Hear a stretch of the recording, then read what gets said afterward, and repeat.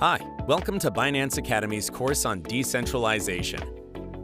In this course, you will learn the most essential concepts in decentralization, including DeFi, DAO, dApps, and smart contracts. If you don't know what these terms mean, don't worry, you'll understand them after completing this course. In this first module, we will introduce you to DeFi, which stands for Decentralized Finance. A core concept of blockchain technology is decentralization, meaning the control of decision-making and execution is transferred from a centralized entity to a distributed network.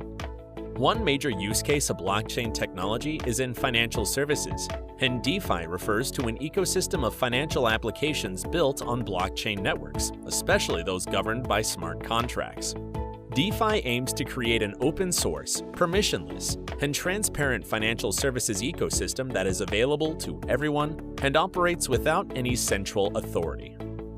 Moreover, users would retain complete control over their assets and interact with this ecosystem through peer-to-peer decentralized applications. The term DeFi was created in 2018 by several Ethereum developers, but the actual DeFi movement arguably started with the creation of Bitcoin in 2009. Bitcoin could be considered the first peer-to-peer digital money built on blockchain technology, which can be classified as DeFi. The real milestone in DeFi, however, is the launch of the Ethereum network in 2015. Ethereum introduced smart contracts, a more versatile programming language, and the ERC20 token standards. The protocol supports smart contracts that provide functions suitable for financial services, such as decentralized asset lending. The Ethereum network quickly began attracting developers to build all kinds of dApps, making Ethereum the foundation for DeFi applications. The DeFi space experienced exceptional growth after that. The total value locked in DeFi, which measures the total funds deposited in DeFi protocols, grew from $250 million in the beginning of 2019 to a peak of $250 billion at the end of 2021. Some notable DeFi applications include stablecoins, decentralized exchanges, lending, and borrowing protocols. We will go into more detail in the next module when we discuss specific use cases of DeFi. From the user's perspective, the core benefit of DeFi is enabling easy access to a wide range of financial services, especially for those isolated from the traditional financial system. The most significant difference between DeFi and traditional finance, or TradFi, is arguably accessibility. Anyone can create a crypto wallet and begin using DeFi services as long as they can access the internet. There are no signups, no minimum account balances, or identity verification that TradFi institutions require. This means DeFi can help improve financial inclusion by serving the unbanked.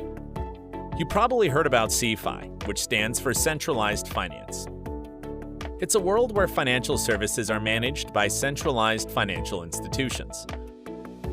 I know it's confusing, but even inside the crypto world, not every financial service is decentralized. When we say CeFi in the crypto space, it generally refers to crypto trades that are handled through a centralized exchange.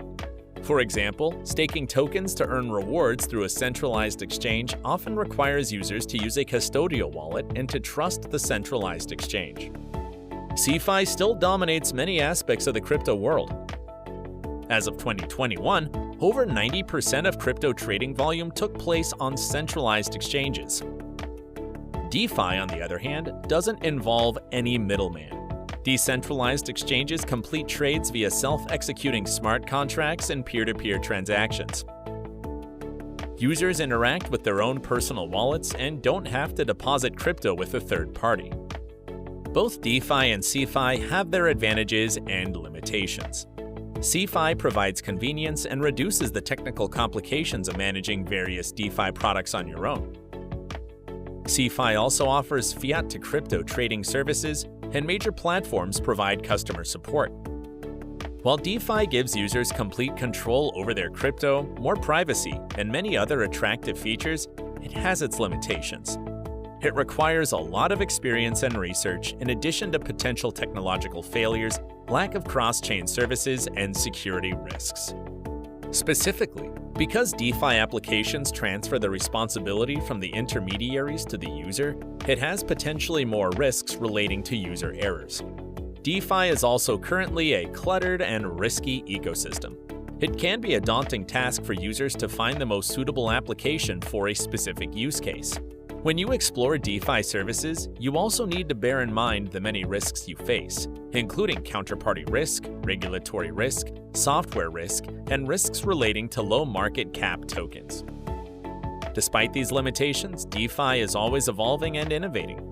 Its many advantages can potentially bring enormous benefits to populations globally, particularly those left outside of traditional financial markets. In the next module, let's explore some specific DeFi use cases and how they differ from traditional financial services.